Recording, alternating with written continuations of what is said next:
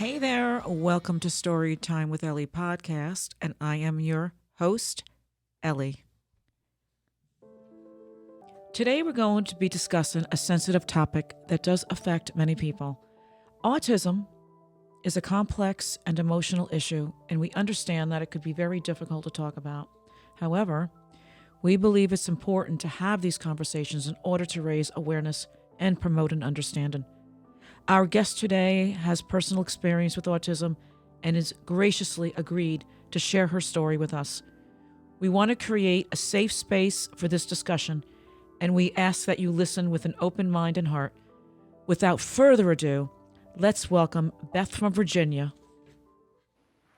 Thank you, Ellie. Hey, Beth. Hey, Beth. Thank you, Ellie. I appreciate having me on tonight. Thank you. Thank you for joining us. Thank you. Um, So, Beth, what do we want to start out with today?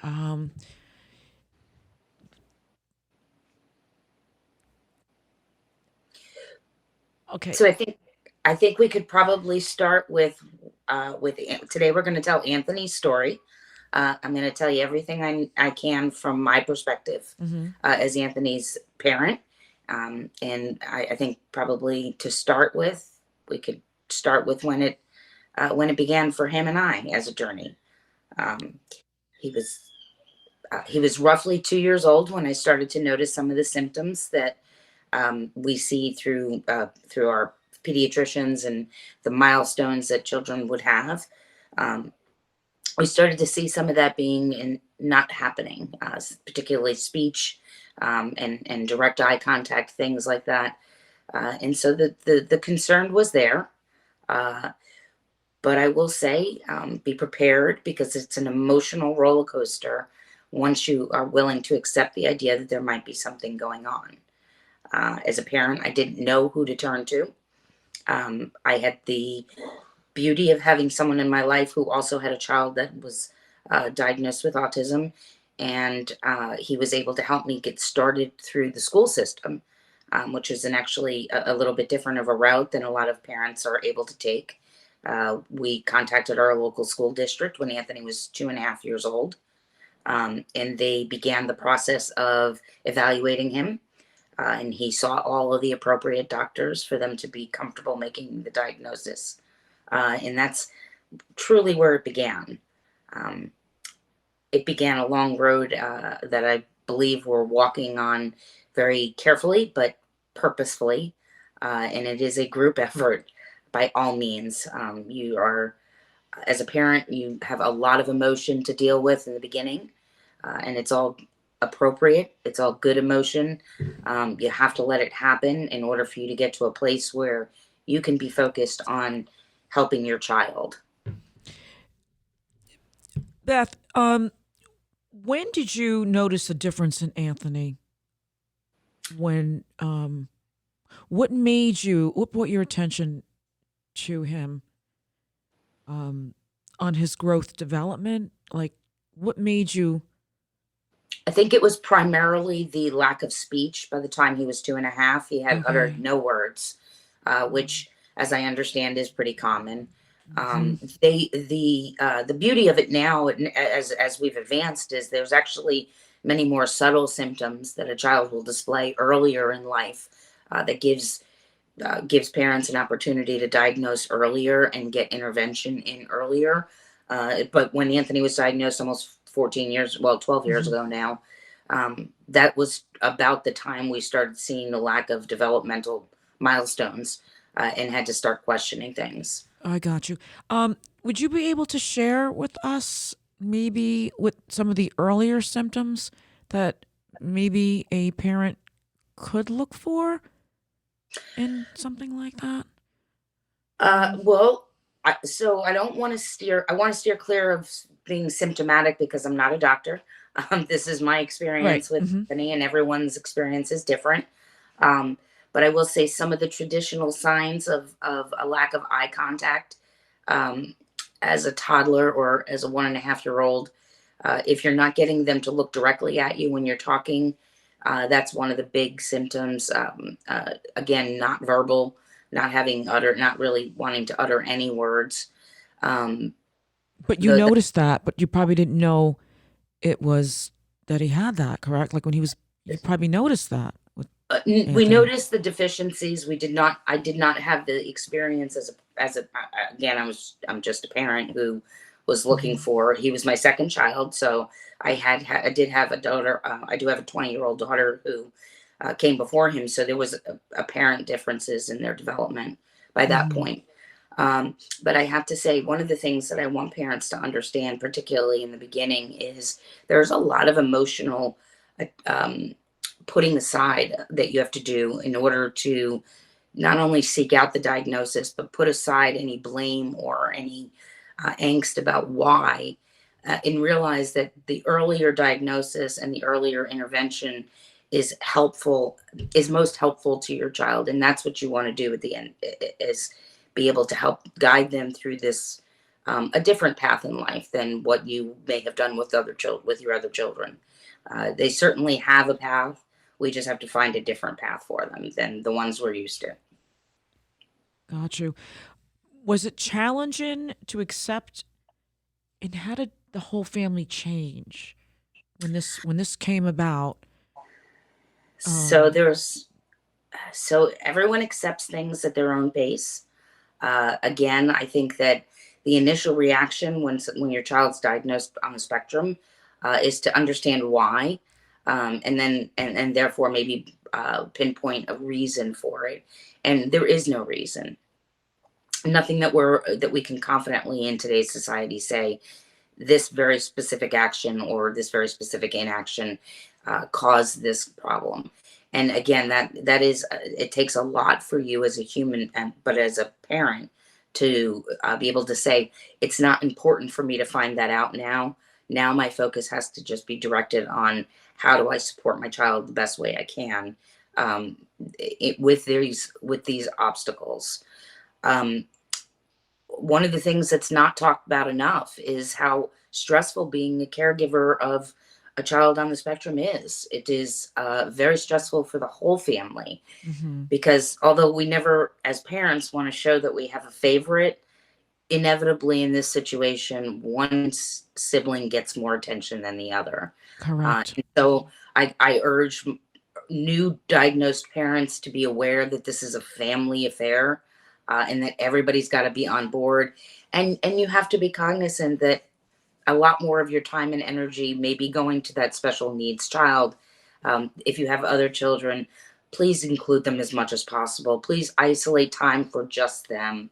The same thing for your spouse. You know, you have to still take time to foster those relationships. And it's very easy to get wrapped up in being a caregiver and give all of your care to only the child, the special needs child. Yeah, Um, that's a lot. And if you don't mind me asking, I may have asked before, how did it affect you and your husband and the family when it was even before the diagnosis? I mean, when you started bringing him to test to see if he had autism, because they suspected it. How so I did the think whole family um, come together with this? How did they um, accept it? so I think that it was a struggle. Again, as I said, everybody comes to terms with things on their own time. And while I may have been willing to accept the diagnosis when I did, not everybody else in the family was willing. They still were anxious about what they thought I might have been overreactions to his lack of development. I think it just, the apparentness of it, that all comes, the acceptance of the diagnosis comes for each family member differently. I would say that I probably, by just a little bit, accepted it sooner than my husband did, but not by much. I mean, he had to make the same adjustments that I did, and we have tackled this together.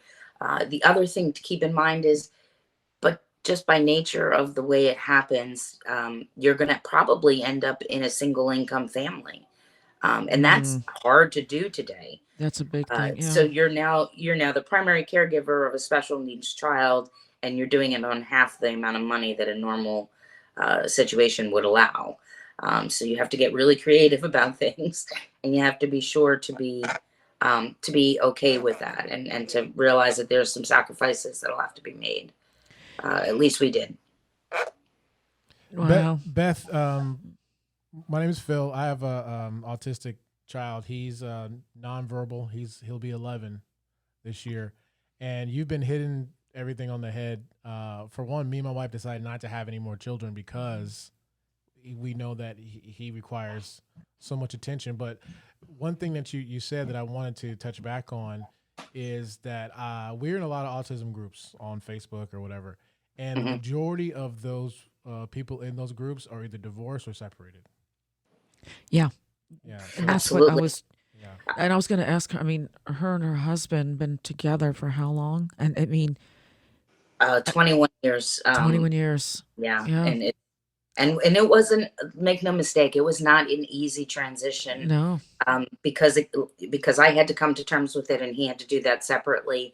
But the one thing I will say is that we've also been very conscious of the fact that we still have to have some time for ourselves and some relationship that does not 100% include caring for Anthony in a special Hmm. way. Even if it's nothing more than having my sister babysit one night and just going and having a date night, Right.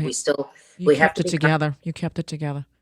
you have to be cognizant that it's a relationship, and a joint effort, and the other one is putting in just as much effort as you are. And when you're doing that together, you can only benefit the child there. But yeah, unfortunately, the divorce rate within the autistic community, the parents is very high, and it's because it is a stressful position to be in. There was not too long ago in our history when a child born with special needs into a family, the recommendation was to put them in an institution and forget about it, because there and although that is absolutely the wrong thing we now know to do, Yeah. we have to accept that it comes with a lot of stress, a lot of additional stress on the family unit when we do the right thing and keep our children home and guide them through their childhood and into adulthood, and what we affectionately, I think, call forever children. Children, we all hope for them to go out on their own and be independent, with a little bit of knowledge that there's a possibility they'll be dependent on us for their adulthood as well. So, Wow. But I thought I came up with that term, but never mind. yeah, there's which yeah. Forever children. Forever oh children. Hey, listen, there's kids that don't have autism that are forever children. They don't, no. right? We all some. Well, I know. There's people that. I mean, there are some that are that way. But Beth, you're even like you have an older daughter. How did she? I mean, she grew up as a beautiful young lady in college, works and successful too. Hmm. But how did you? I mean, you juggled all that. I mean, it was a uh, lot. I'm sure that she will tell you there's some things that she missed out on one-on-one time. Mm, I did my very best to make sure that she did have one-on-one time with me, because in any family unit, again, if you have more than one child, there's always a thought that one of them is being favored. And so I tried very hard not to not have her feel like we were favoring Anthony, because she was too young to really grasp the idea that he needed more attention, as opposed to just me giving him more attention for the sake of. So it takes a lot of work, and I'm sure I had moments where she felt very alone and felt like we were paying more attention to her brother because he needed it. And as she gets older, and as she grew older, she understood it more. But that's beautiful. part of Hmm. it being a family situation. Strong, very strong. What challenges or successes did you have with school, IEPs, and social interactions with Anthony? So Phil can attest to this. The IEPs are something of an interesting um, uh, dilemma. The IEP stands for Individualized Educational Program. Okay. It's required by federal law that anybody that has a disability, and is going through school, has an individualized plan that is intended to help them work on deficiencies. In Anthony's case, we made a very conscious decision that the first few years of his schooling, from pre-K through the elementary years, the primary focus was going to be on speaking and learning to speak and vocalizing, because and reading, maybe to the exclusion of a lot of other things. But the thought was, the more we could implant verbiage and speech and reading on him in those early years, the better we would be able to teach him in the later years. Correct. Mm-hmm. And so I will tell you, Phil, my son ended up only learning to speak because he was echolalic. He liked being able to watch videos over and over again, and he likes being able to mimic what they're saying. Yes. And he has virtually taught himself his vocabulary appropriately by mimicking other characters on a show or on a cartoon. Interesting. When did he learn? When did he start speaking? It's I would say he started right around 9, 10, 11, actually coming out with where he was speaking, but he was speaking they were inappropriate timed phrases, but they were words. He was just figuring out how to develop his vocabulary and how to place those words in an appropriate time. But it wasn't until 9, 10, 11 that he started doing that. And like I said, now he's pretty fluent. You'll see when he wants something, he backs himself into a sentence. He'll get the gist of the sentence out first of what he wants, and then start backfilling it with appropriate things like "I want" or "Can I please have," things like that. But so he may say "drink" or "Coke," and then he'll kind of back into "I would like Coke, please." Nice. But this is all stuff that I would say he virtually taught himself a lot of that.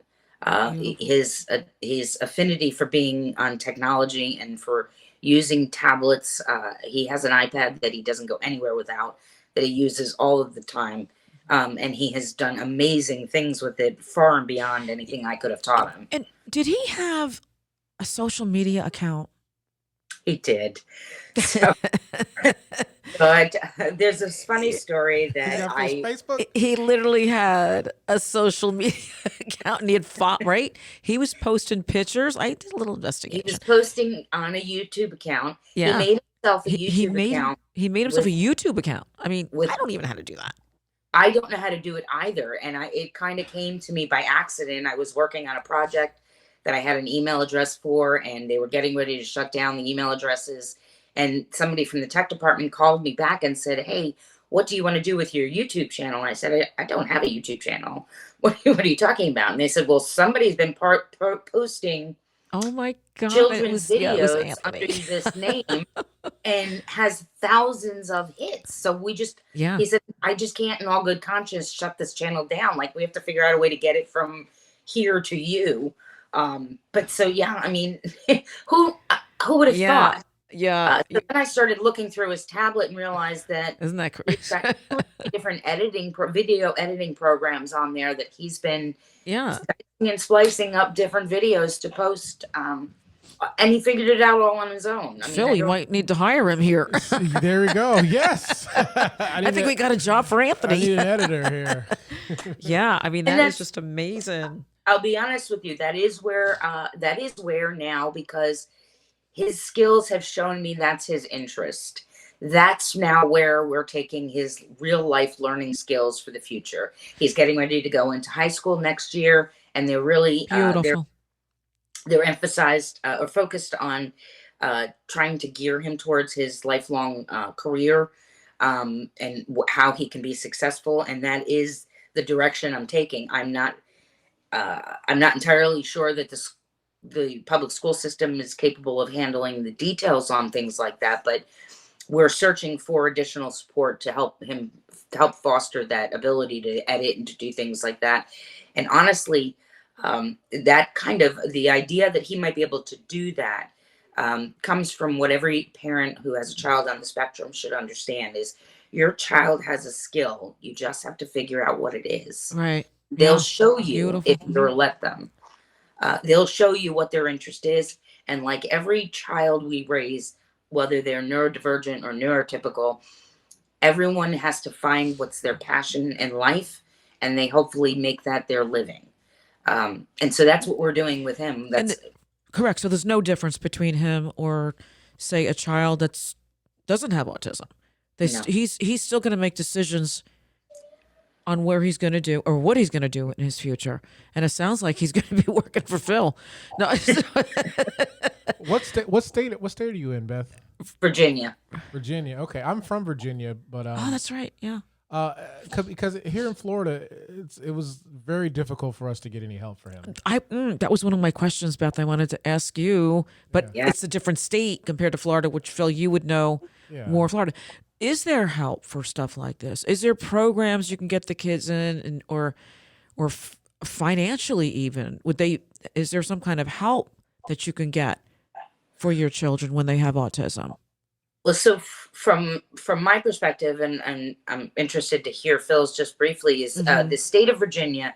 Let me first say that Medicaid is what is the service that would offer support, and they do it based on the child's disability, and so you have to be patient and go through a bunch of red tape to go through your local Medicaid office and get your child listed on the spectrum or listed as having a disability. And although that's a federally funded program, Medicaids are run by the states themselves. So they set the criteria for what they will and will not do. He has a waiver that allows him, we had to apply for a waiver, and that waiver assigns him an insurance company. In this case, it's Optima Insurance or Optima Health. They pay for a care attendant to come to the house to support me. Oh, good. Okay. And to support him. In lieu of, and they see this as being something they would rather pay for a care attendant to come and help me in my home with him for 30 hours a week than have to pay what would inevitably be his costs if he was institutionalized.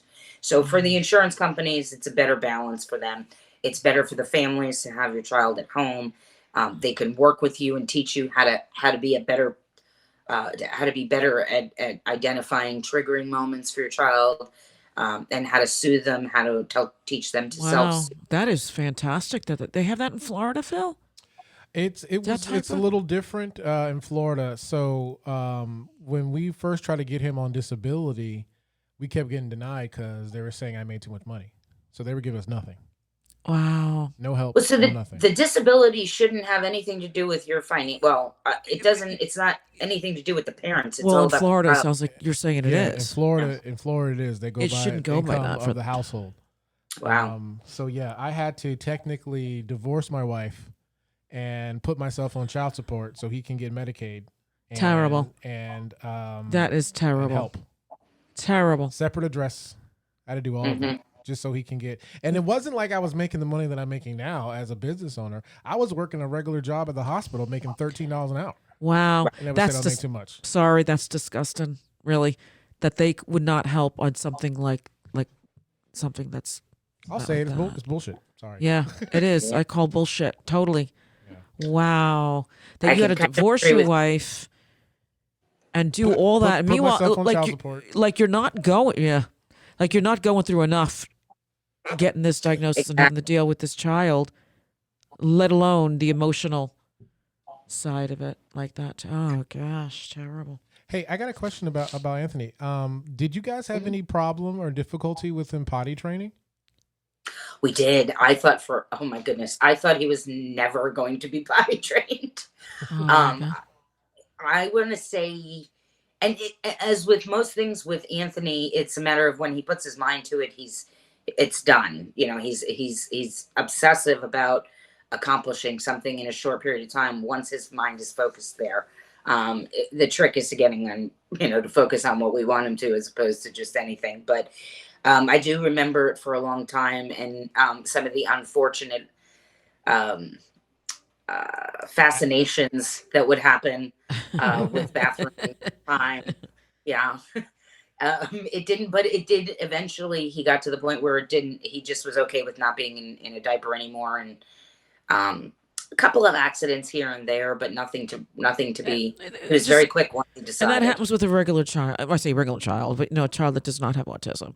They have Right. accidents. So Just it's, happened a lot later in life. yeah. Like I think Anthony went to school in diapers at 6, 7, 8 years old. He was 9. He was still in diapers.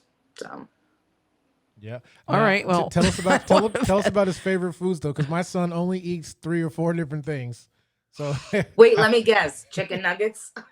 chicken nuggets, yes. All right, you got that one down. all right. Chicken nuggets, French fries, pizza, tacos, Cheerios, Yeah, that's goldfish. That's So- funny. Oh, all right, come on now. Come on, you guys. Now you're saying they have diets at certain diets. Oh, they do, but so I'm told that it's textural. I'm told that it's a textural thing, that it's that he doesn't like certain items, the texture of certain things. Now, I will say he goes through these periods of time where he's just very selective about it. He will always eat chicken nuggets and French fries. For a while, he would eat just random one item things. He would have me make roasted Brussels sprouts for Oh my God. 3 weeks at a time. 2 times a day, he would eat roasted Brussels sprouts, and that's it. And by the way, that stinks up the house. Same thing with roasted mushrooms. That was he would only eat roasted mushrooms, and then he would eat McDonald's in between. Faux soup, which is very weird. Yeah, his sister made faux soup one time, which is really just beef broth and shaved meat and rice noodles. But he would eat that, and then he would eat chicken nuggets and those. But so he picks something that he'll eat for a long time, and then he won't eat it, and then he won't eat it ever again. Well, on the same token, at least it's easier to like feed him. You know he's going to eat chicken nuggets and rice soup for the next 3 weeks. Yeah, that's it. Yeah, I mean, I hate the idea that he eats chicken nuggets every day, but at least he's eating. Oh, who cares? I've got stock in McDonald's. What are you talking about? Come on, we eat chicken nuggets sometimes every day. You should see my bill that I spend every month on McDonald's. I have the app, and I'm like one of their gold star customers. They know me by name when I pull up. Oh, that's funny. Like, here comes Beth and Anthony. That's cute. That's so funny. Wow. Hey, I want to ask some more questions because this is essentially an interview for my son too. Yeah. How is Anthony's relationship with other children? Because my son Dominic, he doesn't even see them. They're like other kids are invisible to him. Oh, wow. So I think Anthony does a lot of that too. He does a lot of the parallel play, but we've been blessed that I have 3 nieces and nephews. And I've always had a big family around. So he's grown up with other children that just naturally accepted him because he was part of the family and they didn't know any different. And then he would spend time at my sister's house for a while. And she was in an apartment complex. And so he would spend time with my niece and her friends at the playground. And the other children were very easy to explain to. Basically say that, Anthony may not answer you, but could you try to please keep him involved? And he wouldn't really verbalize with them, but he would play alongside of them. And, when he got overwhelmed, he'd kind of pull himself to the side and he'd do a little bit of stemming to get himself back on track. And then he'd come back into parallel playing. I think if your son is tolerating playing alongside other children, that's a plus for you. It's just him getting more and more comfortable with interacting socially. And we know that one of the biggest struggles children on the spectrum have is their social and emotional skills, and recognizing their peers' social and emotional actions, basically. So I would say he plays alongside of them. Interacting with them is very sporadic. But he does interact with them well enough to pick up some bad habits. That's to tell you a very small story on that one, and then I'll let Phil chime back in. But I had a call about 2 years ago from Anthony's teacher at the time, and she said, "Listen, we have a little bit of a problem. Anthony is kind of bullying one of the other kids that he normally is really friendly with." Oh, wow. And I said, "Wow, what do you mean? What is he doing?" And she said, "Well, the other child doesn't like it when people clap, in front of him, and Anthony will go up to him and kind of giggle at him and then clap right in front of him, and it's upsetting the other child. But then Anthony will giggle, and I said, we can, we absolutely have to tell him that that's wrong and that it bothers Joe. Let's just say the other kid's name was Joe, because he wouldn't want to hurt Joe's feelings. But I do have to say that that's kind of how most 10-year-olds play with each other. They just kind of annoy each Yeah. other. Yeah, they do annoy each other. So I think he's taking his clue from having hung out with all of the other children and what they do to annoy each other. And so he was bringing that to the classroom to one of his friends and just saying, I just want to annoy you a little bit because I'm trying to be, regular There you go. playing with you. See, he's got some learning skills there. He's picking up those bad habits. But it caused him to engage with his peers, and that was the good thing. I think so, yeah. Yep. One thing I noticed about my son is that although he's still nonverbal, he's the loudest person I know. Yeah. Encourage him to sing. Encourage him to He does. He hums. I was gonna, Beth, I was gonna ask you to say this to Phil and give him some suggestions that maybe he could help with his son a little, if you don't mind. Phil, it sounds like you've got a good beat on this, just because you know so much of what you should be doing and what's good for your son and what's not good for your son. And that's a lot of it, is just reading their cues and letting keeping the bumpers on when they're safe, to keep them safe, but at the same time let them explore the world and have that confidence that comes with it. The confidence that he gets from singing and you reacting positively to it is what will lead him to feel confident to speak. Courage. It'll encourage him. Yeah, I get it. And yes, it's that Beautiful. unsaid acceptance of him and everything that is going on that's going to keep encouraging him. So you're doing a great job. That's all. You just, we'll stumble over it and you do it all as best you can. Yeah, Wow. it's definitely a blessing, but it's a lot of work. Mm-hmm. You said earlier that you have a big family. My side, my stuff, it's just us here in this whole state, right? I think Ellie asked you this question earlier, but were you in denial when you were getting any symptoms, when you were seeing some of these signs? Because we were like, no, that's no. So for the first probably 6 or 7 months of seeing some of these symptoms, God bless her, one of my close friends is a former special ed teacher, and she and I saw them together. But she also had the blessing of knowing that I wasn't ready to face it until I was ready to talk to her about it. She would kindly prod me to say, do you think that maybe this should be the case? And she just would leave it at that. Because I think that until I was willing to say, yes, this is what we're dealing with. And I still had members of my family that refused to accept it because I think in their mind, again, this is a little bit longer ago, was not quite as well advertised as it is today. But a lot of the perception was what we saw. I hate to say it, it was Dustin Hoffman's portrayal in Rain Man was what most people thought autism was. Yep. And there was a denial in some of the family that's what Anthony was dealing with, because they were like, that's not, we don't see that in him. And so, yes, there was a lot of denial in the beginning. I don't pretend to always have the upper hand on saying, okay, it's not my fault. There's nothing I could have done to change it, but I can change what's going to happen in the future.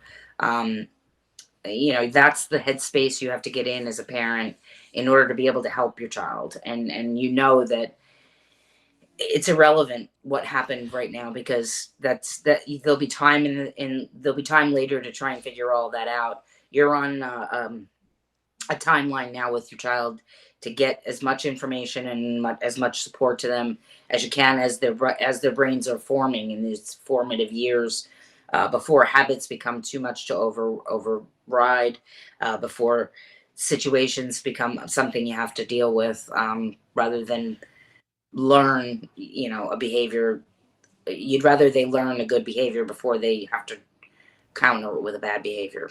So Wow. Okay. Beth, now, Phil, Yeah. your son is on medical marijuana. Yeah. Yeah. Now, yes, I mean, yeah.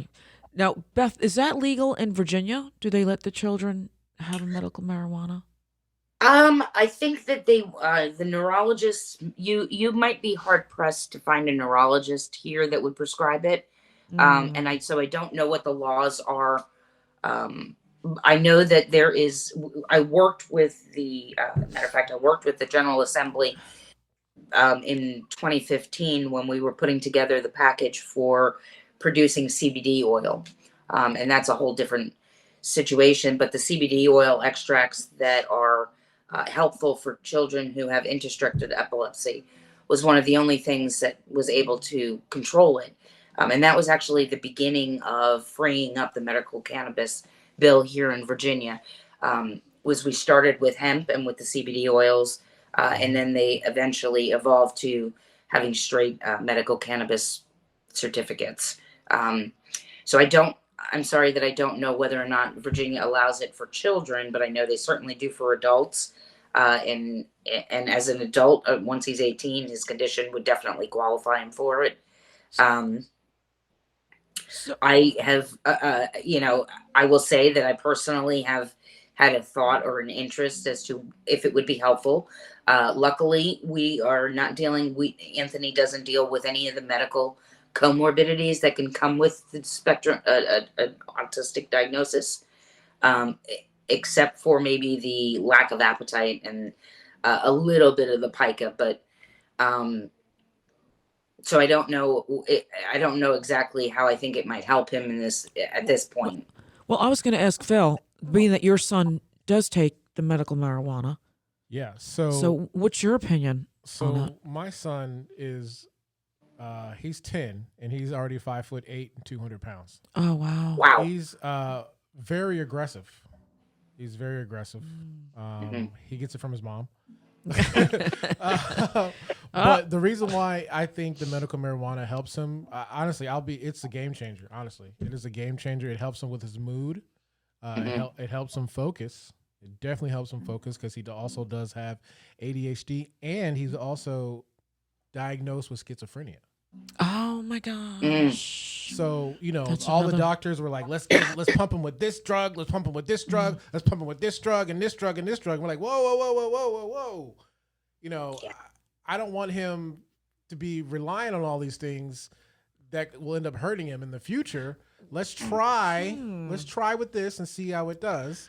And I think it's a game changer. I think Well, it works. it's funny you just said that. I mean, change the program, but I have a friend of mine, and her son has paranoid schizophrenic, and that kid is on so much medication. Maybe he should try medical marijuana. Now we are not doctors, so don't go off our No. Yeah, we're not doctors. your own diagnosis. Please, we're not doctors. We're just Not at all. talking Not at our all. perception of what we're thinking. Oh, plus he also has a paradoxical effect with some meds. So what that means is sometimes when he takes a medication, the opposite effect of what's intended will happen. Oh, Yeah. Yeah. So it's beautiful that you are willing to go out on a limb and look for something that might be less detrimental to him in the long run than any of the pharmaceuticals that we could. Somehow we became a country or a world that thinks it's better to synthesize our resources instead of look to the nature and what nature can give us. So I'm yeah. always going to be an advocate of not nature first. And you probably have done your son a wonderful advantage by not getting him hooked on benzodiazepines, which are usually the go-to. You can't even detox from those. So Oh you my prevented a God. lifelong addiction for him, as far as I'm concerned. Terrible. And that's again just our opinion, but it's and I'm not saying it's horrible if you have to use that to maintain a child's life. I mean, I do know that there are a lot of parents, a lot of children who are on the spectrum cannot control that aggressive urge, even if they wanted to. Um, Luckily, Anthony is a lot smaller than that, so his tantrums are still, I'm still able to physically control. Um, wow, you have a big son though. Five, you said five Yeah. eight? Yeah. Yeah, So $200 can I be pounds. completely candid with And he's the two of 11 you? years old. Absolutely. I might get a little emotional here, but I'll tell you what my fear is. Right. Um, this is Florida. It's a almost a police state. Hmm. What I worry about is because my son is nonverbal and he is aggressive. Sometimes if he's in public, he'll have a tantrum, Oh, I and see what you're saying. Yeah. my son looks like a black male. He's a black male, and we have had the police called a couple of Hmm. times. Hmm. Luckily, the officer that did come was educated, and they did understand. But sometimes there may not be a situation where they are educated, and my son cannot communicate with an officer, Oh my God. This is, or if something happens where my wife is yeah. incapacitated or busy. Hmm. My worst fear is something happening to him because he couldn't communicate verbally. Do you have any issues or any concerns about that with Anthony? I do. And what and I'll tell you the key to that though, Phil, is you and I. It's our, we have to be out there educating them. And I worked with a group of people here. I don't do a whole lot with the autistic groups, mainly because I just don't have that extra amount of time. But one thing that was very important to me was police and EMS training, and just the awareness of somebody displaying a handful of signs. Your first saw, if a child, if you're running into somebody who's doing the hand flickering, which I'm not sure if your son does, but I know Anthony does, or if he's not looking at you with eye contact, that police officer has a matter of seconds to decipher whether or not that's a person on drugs or a person Mm. that's disabled. And so what I want them to do is have as much information on looking for those clues, so they don't automatically assume it's a threat to their life, that they would rather say it almost becomes a second nature in their mind to go, oh, they trained us at this, that these are things that we would need to look for in our adults. Fact of the matter is, the statistics are out there that there is going to be a huge influx of adult population, people who are on the spectrum and that will not act what others perceive as normally. And the police that are charged with protecting us are charged with protecting your son and my son too. They just need to Uh, know how to protect them. yeah. And so we need to, I mean, we need to be very adamant about it. And not just, again, not just with police officers, but all first responders. Firemen need to understand that the first instinct for a child on the spectrum is to hide when they feel in danger. They need to look if they're in a fire situation where they know there's a child in there on the spectrum. They need to look under the beds. They need to look in the closets first, Wow. because This is some those interesting. children are not, that is something that should be, and it's getting there through some of the different advocacy groups, but it's getting there to the point where we need to teach them, and we have no, there's just, it has to happen. They have to know it as part of their job. But I Wow. do Great also live point. in fear of that. Um, Yeah. Wow. Great point there. Yeah, Mm. I worry. I definitely worry because he's gonna get bigger. Well, yeah. And that's another thing. He's big. Did you meet him, Ellie? You didn't meet him No. yet. You didn't meet him yet, did you? Oh, Mm. I gotta bring him in here. Oh my God. Yeah. Do Wow. you, Beth? Do you have any advice for new parents who have a child that just got diagnosed?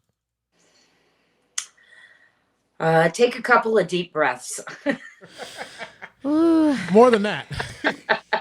Yeah. There is Take a couple deep breaths and realize there's a lot out there for you in support, but there's a lot out there, and it's going to all come at you fast and furious, and you just have to take it one step at a time. And you just have to realize that it's changed. You're not alone. You can find a lot of support services for yourself and for your child. um, and it's, if I'm always happy to be a resource, even if it's just to point somebody in the right direction. Like, when particularly here in Virginia, how to go through the application process for his Medicaid waiver, how to, how, just the different steps of parenting and how they change. I would just, again, I would say, if you're a newly diagnosed family, just you spend some time getting used to it, but you have to get up and do the right thing for your child. Good answer. Thank you, Beth. Um, Another question. What do you think about ABA therapy? We used ABA therapy for a couple of years, and it was very helpful in because Anthony, when he was younger, I would say between the ages of 6 and 10, he very much had a temper. He had a temper, and I did worry that as he got older, we wouldn't be able to redirect it. And what I found was it really what it taught me was just it actually taught me more probably than it taught him, but was how to spot what was going to trigger him and try to gear away from it, and then try to help him get out of tantrums that he gets into. And it was helpful for him, and it was helpful for me, in understanding that everybody gets frustrated sometimes, and that's what it is you see that those outbursts a lot of times are frustrating, the frustrations coming out in the best that they know how. And so it was helpful in learning how to redirect a lot of that. So here's a tough question that I get in arguments with people who don't know, right? How do you discipline a nonverbal child? I it's very hard. Yeah, I mean, Because I would say, I don't really know how successfully I can discipline him in terms of the traditional ways of doing, um of like taking something away or having them perform an extra task. None of that correlates to what they've done. And so I would say that there is, while there's consequences for things, it's not in the traditional disciplinary way. I'm not gonna yell at him if he's in the store screaming, because the noise from the lights is making him crazy, is buzzing in his head. If he starts getting upset, I'm not gonna yell at him and discipline him for being for an outburst in public. That's not something he can really control. If he's doing something deliberately, and Anthony at 14 is learning to push my buttons, so he's like like any other kid. I'll just you have to be a little bit more creative about discipline. I would say in a light way, because I'm not even sure it qualifies for discipline. I think it's more negotiating than it is disciplining. Because it does. I don't know, Phil, you may find it different, but I can't imagine any use of force would be helpful, or any additional tenor would be helpful in trying to correct the behavior, which is ultimately what you want to do. You want the behavior to correct itself, or to not be whatever it was. Yeah, no, my son actually, you know how they say autistic kids can't really tell facial expressions, but I do this look to my son, and he gets it. Yep. Yep. See that? And he'll get it, so it works. Yep. So it's the same for Anthony and I. If he's done something very bad, I'll actually make him look at me in the eyes, and because that is something they struggle with. Once he gets that eye contact with me, he knows we're serious. See, that's something that it's a good way to know, to tell people how to communicate. Maybe they don't know. Yep. As Anthony's gotten older, how has the public perception of him been? Because my son's still young. We get a lot of stares. He does the walking on the tippy toes, the flapping on his arms, and he does the autistic screeching a lot of times in public. So we've gotten to the point where we don't want to take him out sometimes because we're just worried about public opinion. How has that affected your family, or do you even not care? Well, that was kind of yeah. So I just from the beginning was like, I'm not going to care what other people think too much. I've gotten those looks, especially in the grocery store, because those tend to be the wonderfully advanced older ladies that will tell me that I need to corral my son. Well, it's not important enough for me to have to make him behave, but I won't let him climb the walls or anything. But we get the looks, but I also I don't, I don't, I don't feed into other people. If I see that there's a real unusual, like somebody getting ready to voice their opinion, I'll kind of step in and try to be as positive as possible with them. But um, I refuse to let him be anything but Anthony Yeah. within realm. Now, if he was trying to hurt somebody or if there was something like that, that'd be a different story. But I can appreciate that it's some of it is our own embarrassments. I think sometimes they don't. Anthony doesn't feel it. I'm probably the one that feels it, and Right. so if I can, if he can deal with it, then I can deal with it. If your son's not bothered by the looks, then don't worry about it. You know, Wow. keep him out Wow. there, keep him around people. So, Beth, what would you like to share with other parents of children with autism? Any? I think staying optimistic through the whole journey of their childhood is important. I think, and then staying realistic. I want to know that there's a possibility. I'm working towards the goal of Anthony's adulthood being independent, and trying to give him all of the skills that he'll need for that, including a career skill, and life skills. We just started learning how to do laundry.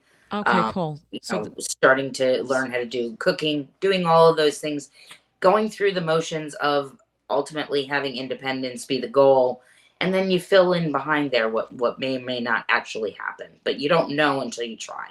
right. You don't know what they're capable of until you give it a try. So, what do you see for Anthony's future and his career and living arrangements? So we have a facility here and there's a few of them.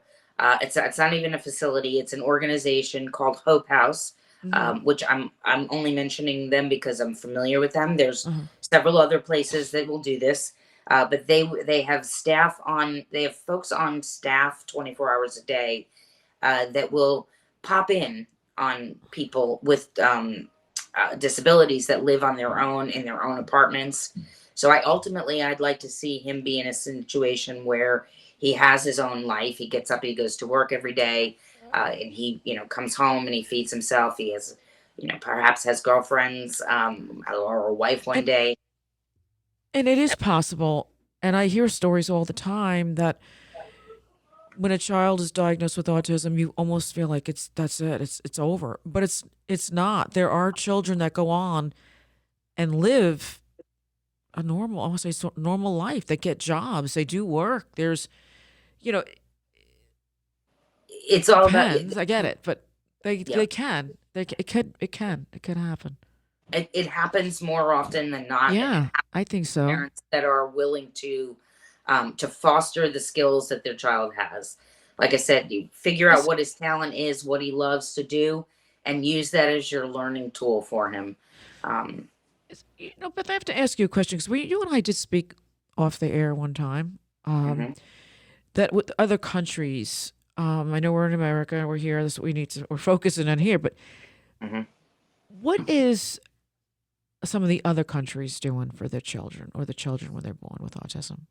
So the thing that we talked about, because it fed into my search for Yeah, how to teach Anthony, but it's the IDD, or the Israeli Defense Department, which is the Israeli army or military, and it is a mandatory service for all of its citizens, and they have the same burgeoning population of children that are on the spectrum, and they would be naturally excluded from obligatory service. Well, that didn't sit very well for a lot of the parents of these children because it was a Mm, pride thing. They wanted their child to still be able to participate, and they mm, knew they had some skills that could allow them to participate.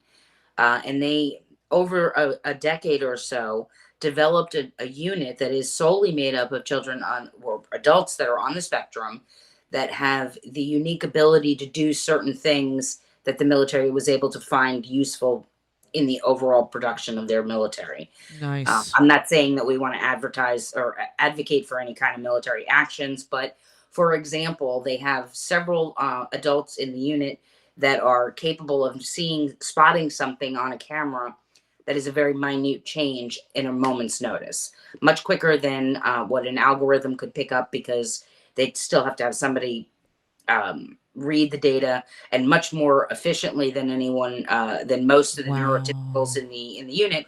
These young men were able to do that really rapidly, and so they almost created a unit around the special skills that that the adults, the coming into adulthood, or the children coming into adulthood, would have. And really, the biggest training they had to do was teaching them how to interact with each other, because now you've got an entire unit of children who lack a social skills. Um, so, so Yeah. they're really, but there's that's the thought. The idea is they do have so much to offer us, and so many unique splinter skills, or savant splinter skills is what I think they call them, where they're experts in a certain area, although they may lack in other areas, and they may need additional help in some of the more mundane parts of life. They have a skill that is above and beyond what anyone else can do. Wow, that is You have to figure out what amazing. it is. Yeah, that is amazing. Um, is Anthony home? He is home. Does he want to Uh, say hi? I could let me see if I can go get him. Hold on. He's so handsome. While she's doing Anthony. that, this has been Anthony. amazing. Yeah, isn't that like when she told me that, I was like, oh my God, that is like fantastic. It's fabulous. I mean, they're doing, So this is Anthony. Can you say hi? Hi. hey, Anthony, hey. He's like, what do they want? Do you ready to go back to your room? Aw. Aw. Oh, it's precious. I love it. Oh. So that's my pride and joy. Beautiful. And that's no, we've got some other people.